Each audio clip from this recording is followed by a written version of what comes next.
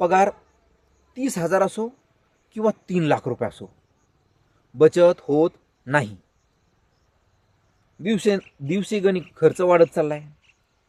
दवाखान्याचा खर्च आहे, मुलांच्या उच्च शिक्षणासाठी बचत करायची आहे, मुलीच्या लग्नासाठी पैसा जमा करायचा आहे, स्वतः रिटायरमेंटसाठी पैसा जमा करायचा आहे, प्रॉपर्टी खरेदी करायची आहे. स्वप्न खूप आहे पण बचत होत नाही. काय करायचं आहे?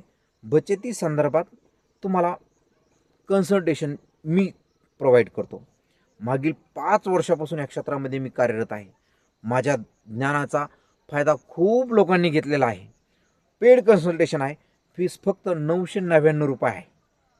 पहिल्या काही जणांना मी हे कन्सल्टेशन फ्रीमध्ये करणार आहे.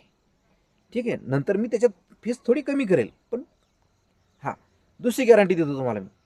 जर तुम्ही माझ्याकडून कन्सल्टेशन घेतलं आणि जर तुम्हाला असं वाटलं की तुमचं जे स्वप्न आहे ते माझ्या कन्सल्टेशनमधून, माझ्या प्लॅनिंगमधून पूर्ण होत नाही आहे, पूर्ण भरलेली फीस परत, याची गॅरंटी मी देतो तुम्हाला.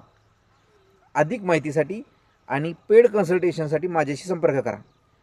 जालना जिल्ह्यातली व्यक्ती असतील तर तुम्ही माझ्याशी 1-to-1 मीटिंग करू शकता.